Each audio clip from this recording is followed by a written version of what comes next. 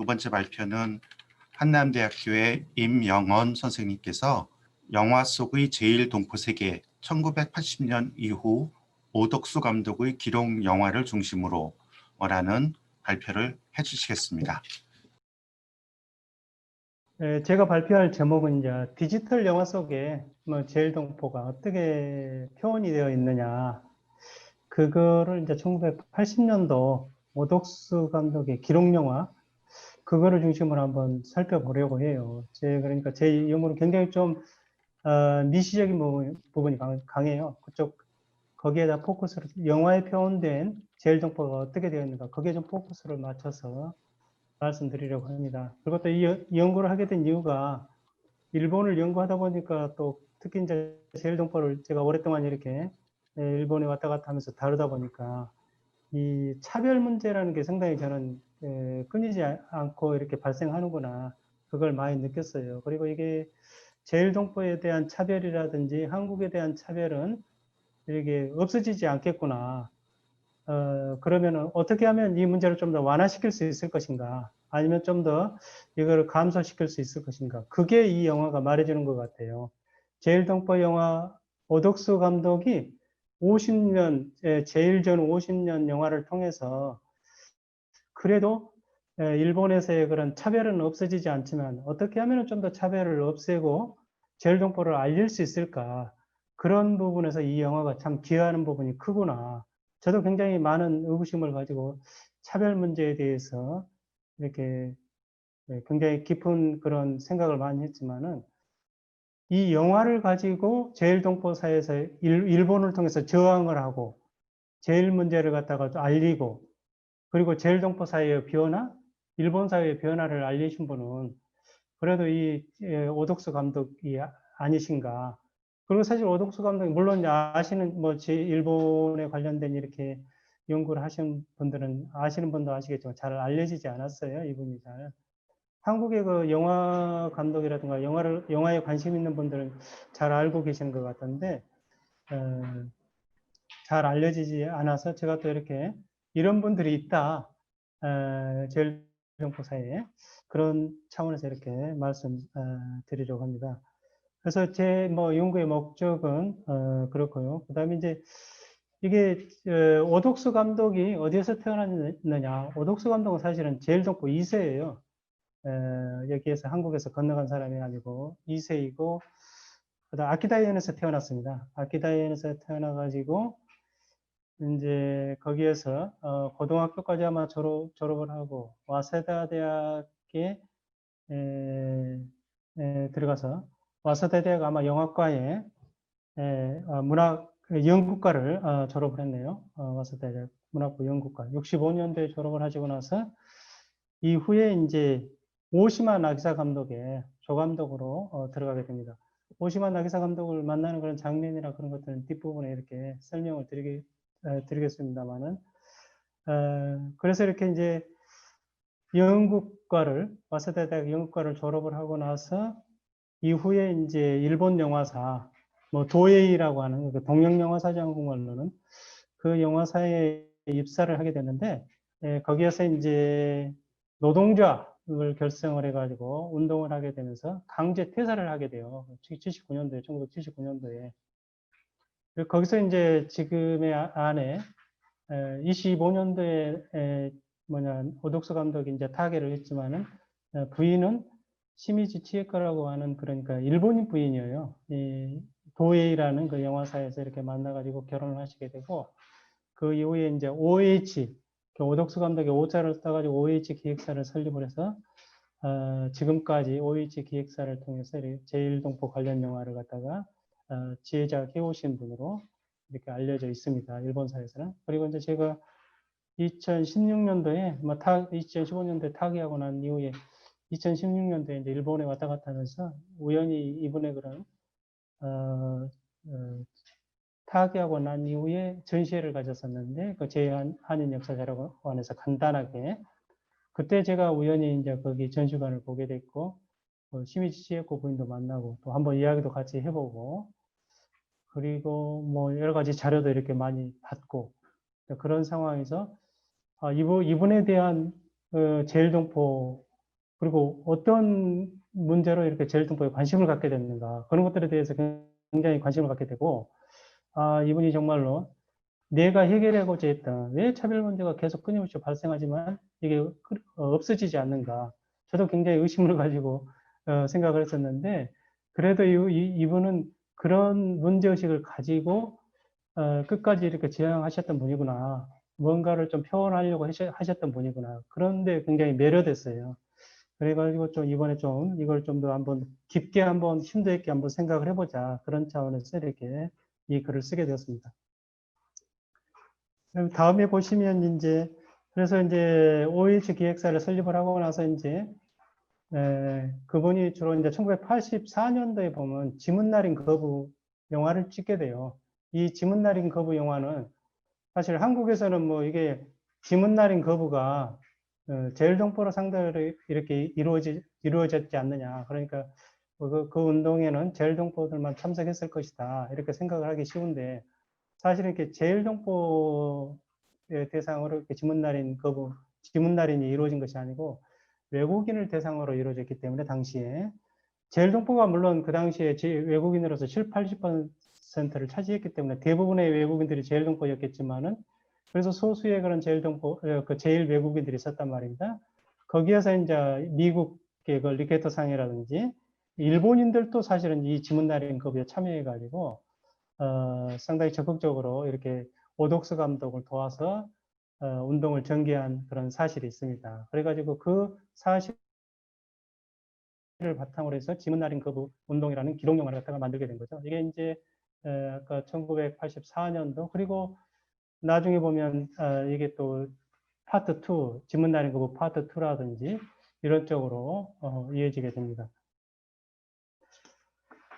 여기 보면은 오독수 감독이 만든 작품들이 이제 나오게 되는데 지문날인 거부가 84년도라든지 그 다음에 파트 2가 지문날인 거부 파트 2가 87년도에 이렇게 발표를 하게 되고 그 다음에 나우 우먼이라든지 그리고 제사 그리고 이제 오독수 감독의 가장 대표적인 영화는 이게 제일 50년사, 전후 제일 50년사라고 할 수 있겠습니다.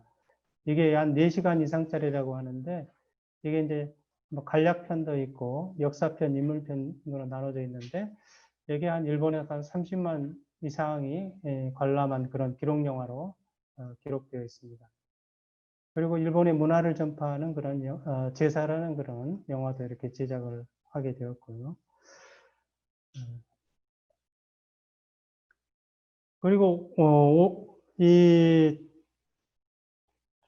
오독스 감독은 이런 영화를 갖다가 만들게 된 이유가 이제 뭐 오시마 나기사 감독, 이 오시마 나기사 감독을 만나게 되면서 이제 기록 영화에 대한 그런 본격적인 그런 학습과 그런 공부를 이렇게 하게 되는데요. 이게 이제 여기 보면 오시마 나기사 감독과의 그런 감독과의 만남이라는 그런 이야기가 있습니다. 여기에 써놨는데 1966년도에 오시마 나기사 감독에게 찾아가서 이렇게 실제적으로 이렇게 이제 학습을 하게 되고 거기에서 조감독으로서 훈련을 받게 됩니다. 거기에 이제 재밌는 뭐 일화들은 거기에 써놨습니다만은 오시마 나기사 감독이 평소에 이렇게 제일동포 관련해서 상당히 영화도 많이 만들고 관심도 많았던 것 같아요.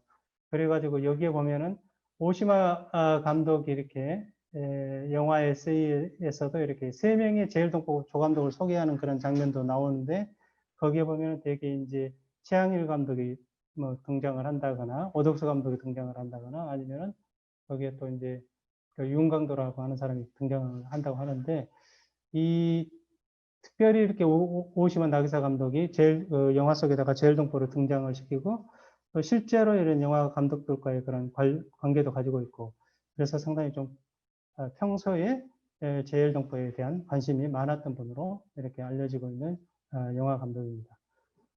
그러면 이제 왜 이 오덕수 감독이 제일동포에 관심을 갖게 되었는가 아니면 오덕수 감독의 그런 영화의 그 근본, 그거는 어디에가 있는가, 이거를 한번 살펴보게 되면요. 거기에 따라서 이제 그 작품 세계도 알 수가 있겠죠, 그분의. 오덕수 감독은 근본적으로 제일동포 문제가 일어난 이유에 대해서, 이거는 일본의 문제다. 제일동포 문제만이 아니고, 왜 그렇게 된 생각을 했는가 하면은, 일본의 문제가 제일의 문제라고 생각한 이유는, 이게 제일동포의 그 차별이 결국에는 불합차별로부터 발생하는 것이고, 이 차별은 또 근본적으로 천황제 밑에서 발생한 차별이다. 이렇게 결론을 짓더라고요. 그렇게 이제 말씀하시면서 굉장히 제일 문제를 갖다가 다루고 제일 문제를 생각하면 할수록 차별에 대해서 깊이 생각을 하게 되고, 또 오늘날의 그런 헤이트 스피치도 결국 그거에 연결되어 있지 않느냐. 이 불황민 문제라든가 천황제 문제 같은 경우는 이 제일동포 문제와 얽혀 있고, 이거는 제일의 문제이자 일본의 문제이다.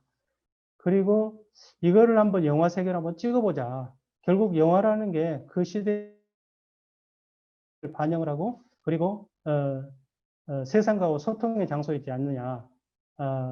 사회와 시대를 비추는 그런 거울이 영화다. 이렇게 실제로 오덕수 감독은 이렇게 고백을 하고 있습니다.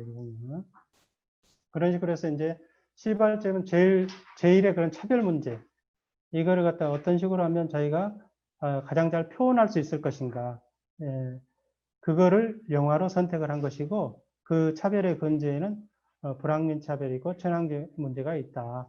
이거를 갖다가 생각을 하게 된 거죠. 그걸 갖다 이제 영화에 투입시켜서 영화 작품을 만들어낸 그런 과정이 되겠습니다. 그리고 다음으로 이제 오덕수 감독이 기록 영화를 왜 만들었는가? 전후 제일 50년 사이 영화가 상당히 이제 긴 영화인데, 이거 여기를 중심으로 이렇게 말씀드리면은 사실 뭐 일본의 차별이라는 건 상당히 많이 존재를 해요. 사실은 뭐 외국인 차별이 됐든지 뭐 여러 가지 차별이 많이 있죠. 사실은 여기에 보면은 이제 차별이라는 게 여성 차별 문제도 있고, 아이누 차별 문제도 있고, 오키나와 차별 문제도 있고, 장애인 차별 문제도 있고, 노인 문제 차별도 있고, 복지 차별 문제도 있고. 근데 왜 하필이면은 외국인 차별 중에서도 그런 제일동포 차별이냐? 왜 일본에서는 일본 사람들이 이렇게 제일동포를 차별하게 되는가? 그리고 그 제일동포에 대해서 일본 사람들이 제일동포의 그 존재도 모르고, 그 다음에 그 지식도 모른단 말이죠. 그래서 나는 이 영화를 통해서 한번 그러면 이걸 알려야 되겠다. 그리고 차별의 문제를 좀 더 확대시켜야 되겠다. 왜 제일동포가 문제가 되는가? 이런 것들을 생각을 하게 되고, 그래서 이 오덕수 감독은 제일동포 차별 문제에 대해서 여기에 써놨습니다만, 영화의 의미 2부에 보면은 여기에 나와 있습니다. 여기에 보시면은 자기는 제일동포 문제를, 차별 문제를 알리는 게 신이 나에게 준 사명이다. 이 정도까지 고백을 했어요. 자기가 내가 이걸 해야 된다. 나에게 의무감을 준 것이다. 내가 영화로서 하지 않으면 누가 하겠는가. 그 부인을 만났을 때에도 그런 사명감에 대해서 저에게 잠깐 이야기를 하더라고요. 그러니까 그래서 굉장히 어려운 뭐 영화를 찍어가지고 뭐 거기도 기록 영화지만 기록 영화이기 때문에 얼마나 큰 수익을 거기서 발생시켰겠습니까? 그럼에도 불구하고 상당히 어려운 생활 가운데서 영화를 계속 찍은 이유, 이분이 돌아가실 때까지 영화를 찍었으니까요, 기록 영화를.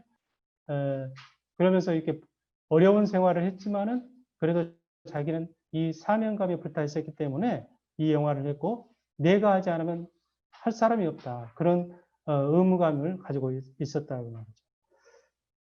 그러면 이 영화라는 게, 오덕수 감독이 만든 그런 영화라는 게 어떤 의미가 있는가, 그런 걸 살펴보니까, 여기에 보니까 이제 이 영화가 저번에 말씀드린 바와 같이 4시간 20분짜리 영화이고, 그래도 아무도 기록 영화이고 단순히 제일동포 문제를 다뤘기 때문에 보지 않을 것이다, 사람들이.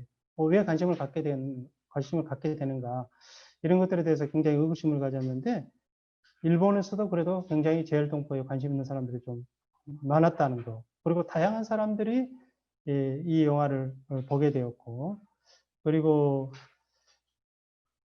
제일 문제를 알기 위해서는 일본 문제를 알기 위해서는 제일동포 문제를 알아야 된다는 거. 그 다음에 이 일본 그 자체를 알기 위해서는 제일의 문제를 아는 것이 가장 쉬운 방법이다. 그게 영화다.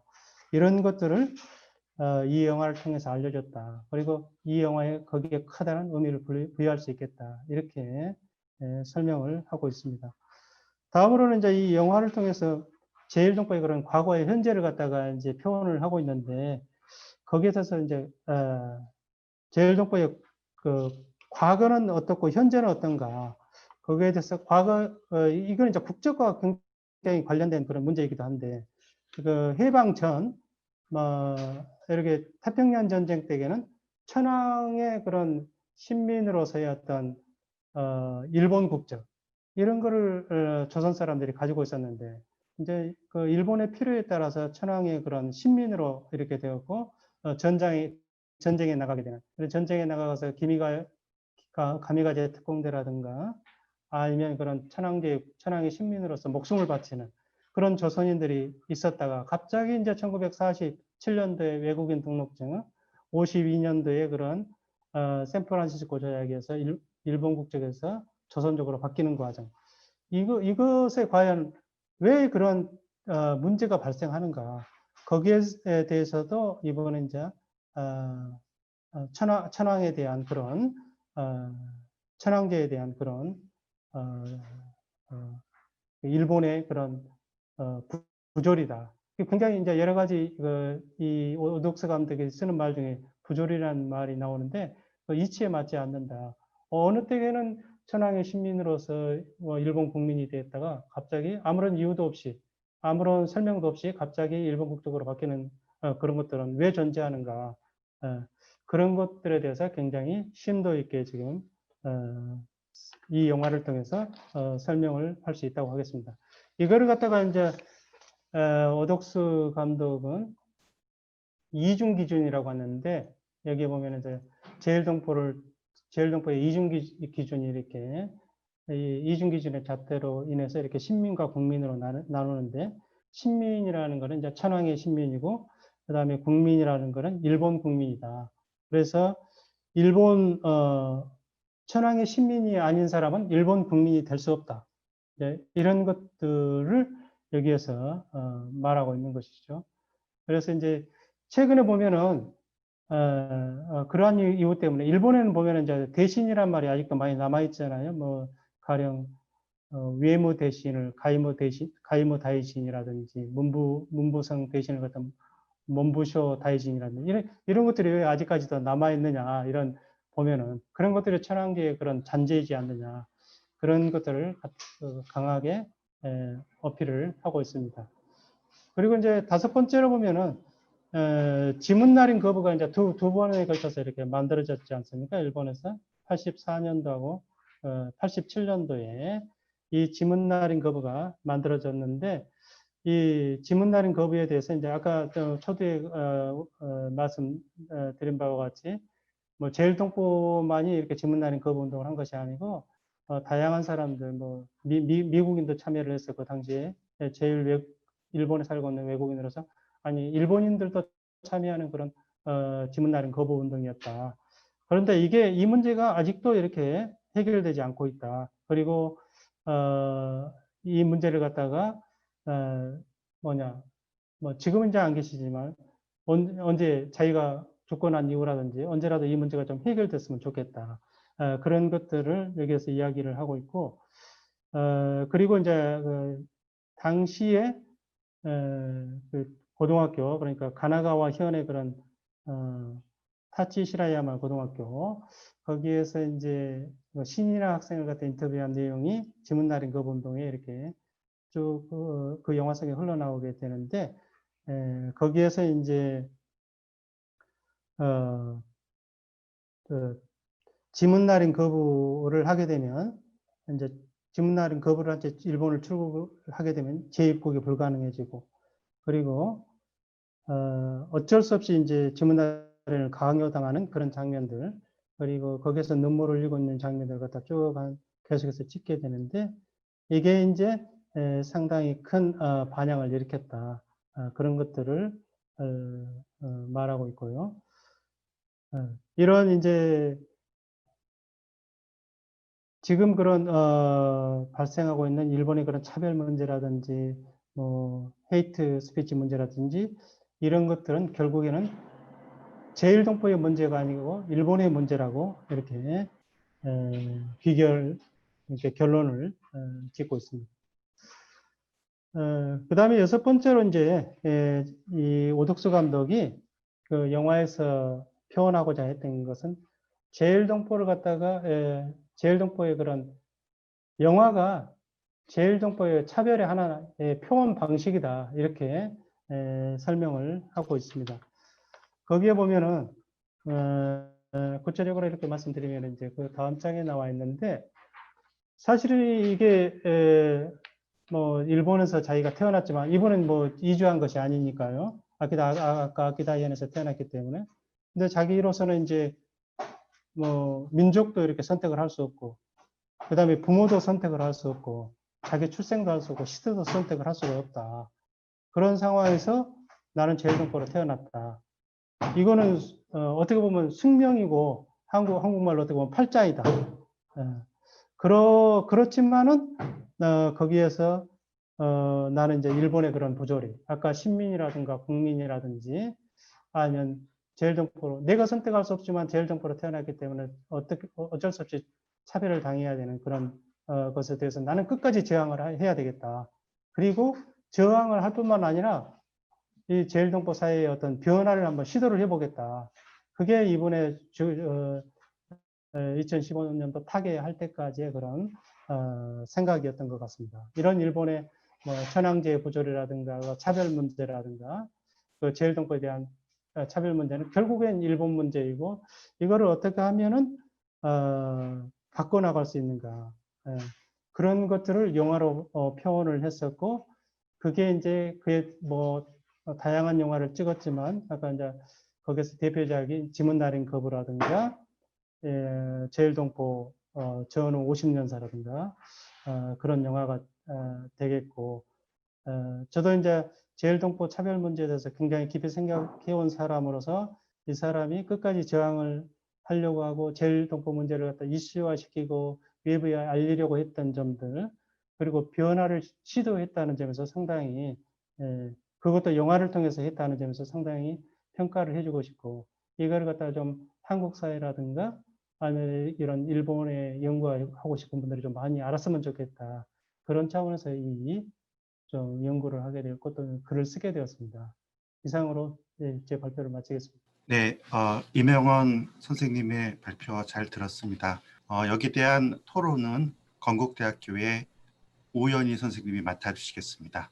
안녕하세요. 건국대학교 모빌리티 문화연구원 우연이라고 합니다. 먼저 임영원 선생님의 발표 잘 들었습니다. 제가 그 일본 문학을 전공을 하긴 했는데 제1문학에 대해서는 몇 편의 글을 쓴 게 다여서 선생님의 지금까지 다루어지지 않았던 오덕수 감독에 대한 글을 제가 질문을 하기가 선생님께 좋은 질문을 드릴 수 있을까 조금 걱정이 되긴 하는데 제가 발표를 들으면서 궁금했던 점을 좀 여쭙고 싶습니다.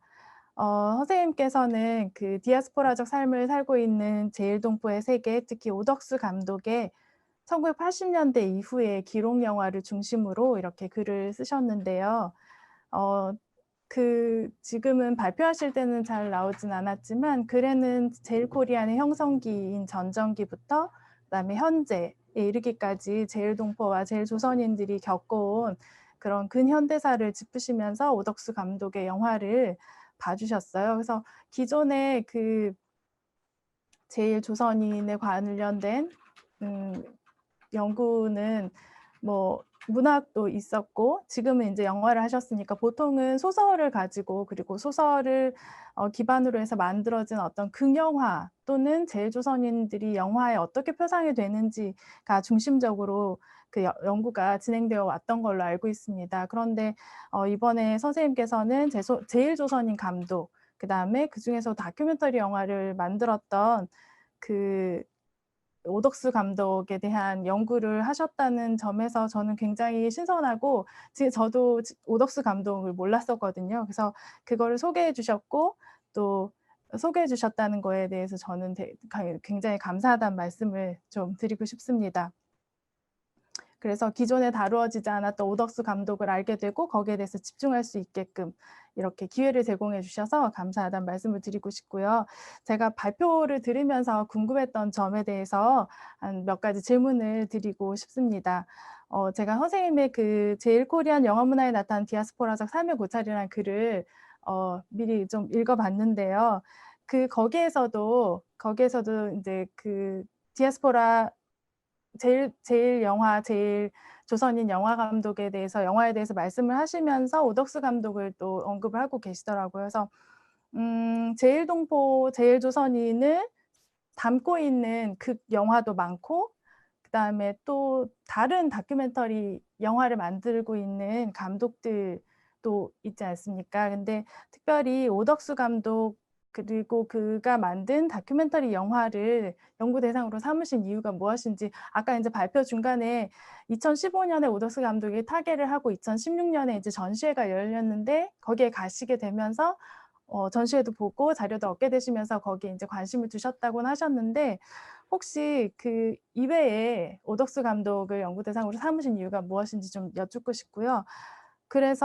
그리고 이 오덕수 감독이 그 제일조선인 그 다큐멘터리 영화의 계보를 보니까 제일조선인이면서 영화를 제작했던 여러 감독들이 있더라고요. 뭐 신기수 감독이나 아니면은 뭐 관돈대학살 이런 걸 그린 뭐 오춘곤 감독 여러 감독들이 있는데 이런 감독들 다른 감독들과 다른 제일조선인 감독들과 이 오덕수 감독이 가지고 있는 어떤 차별점, 차이점 등을 좀 설명을 해 주시면 좀 더 이 오덕수 감독을 이해하는 데 제가 도움이 되지 않을까 싶어서 이걸 여쭙고 싶습니다.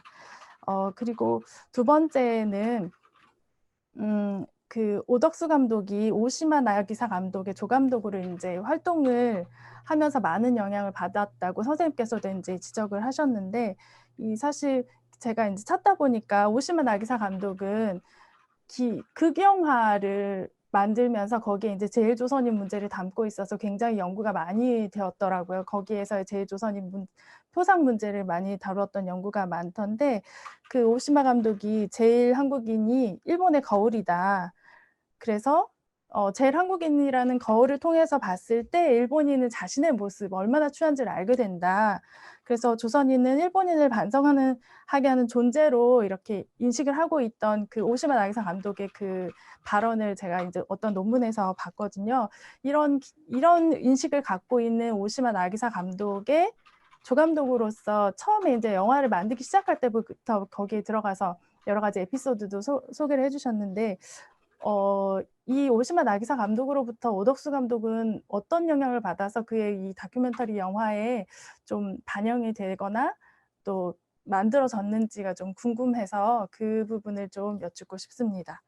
그리고 세 번째는 인제 서론에서 영화 속의 제일동포의 세계 그다음에 영화에서 표현하고자 했던 제일동포가 무엇인가 이 논문에서 발표에서 말씀하셨던 것 중에 키워드는 차별이라고 저는 볼 수 있을 거라고 생각하는데 차별에 관심을 가져오셨고 제일동포가 왜 차별을 당하는가 그리고 이 오덕수 감독이 제일동포의 차별을 영화를 통해서 보여주고자 했다. 요렇게 저는 이해를 하고 있는데요.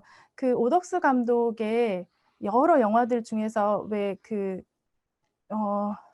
천황제에 관련돼서 천황제와 관련해서 이중기준, 뭐 신민과 국민이라는 이런 발언 같은 게 여기 글에서는 제가 정확히 파악이 안 돼서 그런데 이 제일이라는 4시간이 넘는 그 영화에서 나오는 내용인지 그 제일이라는 영화 또는 뭐 제사나 짐은 날인 거부라는 이런 영화에서 오덕수 감독이 갖고 있었던 제일동포를 그리려고 했던 본인이 그리려고 했던 제일동포가 영화에서 구체적으로 어떤 장면에서 선생님께서 좀 대표적인 장면이다라고 소개해 주실 수 있는 부분은 무엇인지 구체적으로 좀 더 설명을 듣고 싶습니다.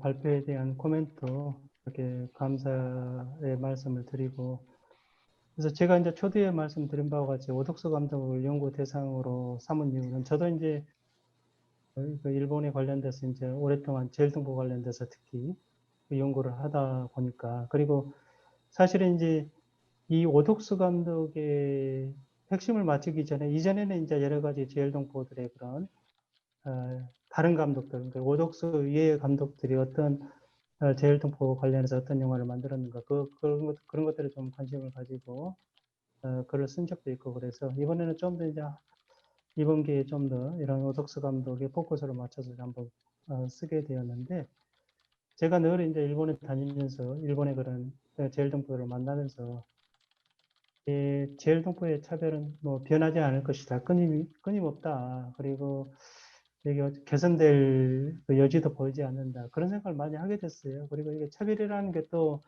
아시다시피 보면 임진왜란까지 어떤 사람은 뭐 조선인에 대한 차별이 거슬러 올라가기도 하고, 뭐 여러 가지, 또 일본인의 뭐 제일 조선인과 그래가지고 일본에서 책도 그런 책도 많이 나와 있어요. 그러니까 늘 관심을 가지고 이제 그런 것들에 대해서 한번 내가 좀 언젠가는 좀 분석을 해봐야 되겠다. 왜 일본 사람들이 뭐 한국 사람들이 아니고 제일동포들에 대해서 그렇게 차별을 하게 되는가? 특별한 그런 관점에서 보게 되는가? 그런 것들에 대해서 늘 생각을 해왔는데, 이제 우연히 이제 이 오덕수 감독을 만나면서 오덕수 감독도 비슷한 생각을 하고 있는 거예요. 왜 나하고는 상관이 없는데, 나는 일본에서 태어나고 일본에서 공부를 했고, 그런데 이게 뭐 민족이라든가 뭐 학교라든가 아니면 국가라든가 아니면 가족이라든가 이런 걸 선택을 할 수가 없는데, 왜 일본에서 태어났다는 이유만으로 차별을 받게 되는가? 그리고 거기에 대한 뭔가 표현 방식으로서 이런 디지털 영화, 이거를 가지고 이 사람은 하지 않았는가? 그거를 갖다가 한번, 그리고 많은 사람들이 60만 뭐 제일동포 아니면 뉴카머까지 합쳐서 90만 제일동포가 있다고 하는데, 그 제일동포에 대한 관심도 가지지 않고 어떤 존재인가도 알지 못한단 말이죠.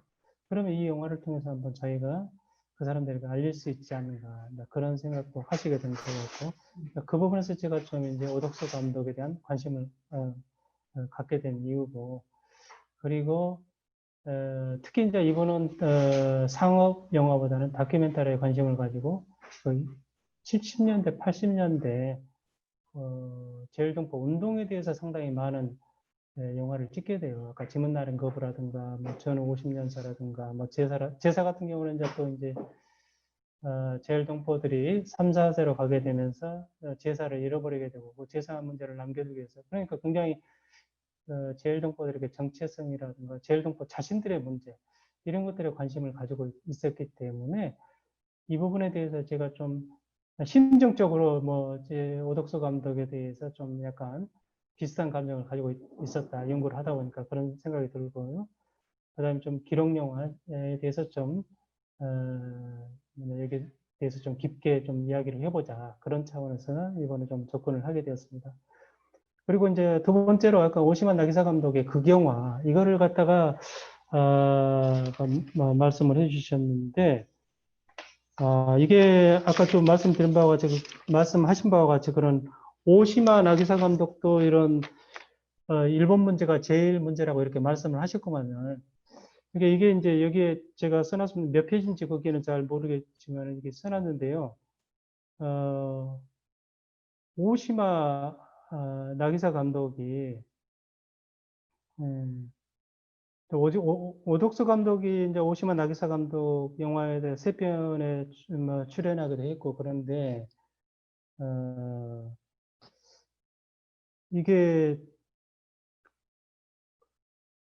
여기 보면 오덕수 감독은 사실은 오시마 나기사 감독 밑에서 조감독으로 배웠지만 상당히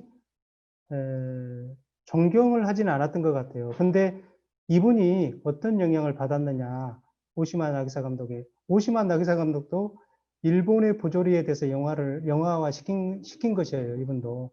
거기에서 특별하게 이제 천황제에 대해서 그런 관심을 가지고 그 제일동포들을 갖다 등장시키면서 이런 천황계의 부조리, 일본의 부조리 이런 것들을 갖다가 영화로 표현을 했기 때문에 그리고 제일의 문제는 이분도 일본의 문제다 그런 생각을 가지고 있었기 때문에 거기에서 아마 많은 영향을 받아서 이런 오덕수 감독도 자기의 문제 그러니까 제일동포 문제를 생각을 하게 되면은 일본의 문제 그리고 일본의 차별이 어디에서 오는가 불학차별이라든가 천황계 문제라든지 이런 쪽으로 생각을 했지 않았을까 그런 생각을 하게 되거든요. 그래서 이 부분에 대해서는 제가 조금 전에 지적해 주신 바와 같이 그 부분에 대해서 좀 더 자료를 찾아가지고 좀 보강을 하도록 하겠습니다. 그러니까 좀 더 진짜 오시만 나기사 감독이 그런 생각을 가지고 있었다면 연결시키기가 참 좋은 부분인 것 같기도 하고요. 이게 사실은 오덕수 감독 자신의 생각이 아니고 자기의 그런 스승 오시만 나기사 감독으로부터 영향을 받은 것이라고도 생각이 드니까요. 근데 여기에 대해서는 실제로 오우시마 나기사 감독이 제일동포들을 갖다가 거기에 합류시키고 영화에도 등장을 시켰지만은 일본 문제에 머물렀었기 때문에 고백을 하고 있어요. 오덕수 감독 실제로는 자기 스승에 대해서는 별로 그 부분에 대해서는 존경을 하지 않는다. 그렇게 이렇게 거기에 다 잘라서 이렇게 말씀하시더라고요. 그렇지만 그런 영향을 받은 것 같습니다. 일본의 부조리는 거기에서 천황계에서 온 문제이기 때문에 나중에 이분이 생각을 하시는 것도 불합차별이라든가 이런 것들도 다 그 부분 쪽으로 이렇게 귀결되지 않았는가 이런 생각이 들어갑니다. 그리고 세 번째 이제 차별 문제 그리고 이제 전후 40년사에서의 구체적인 장면이 어떻게 나타나느냐 대표적인 장면은 무엇이냐 이거는 사실은 제가 그런 영화를 가지고 있어요. 뭐 인물편이라든가 역사편이라든가 그런 것들은 다 가지고 있는데 제가 너무 길고 그래서 아직 실제로 보지는 못했어요. 그러니까 나중에 이제 그 부분에 대해서는 좀 더 실제로 논문을 좀 더 보강하고 그럴 때에 보완을 이렇게 하도록 하겠습니다. 네, 이상입니다.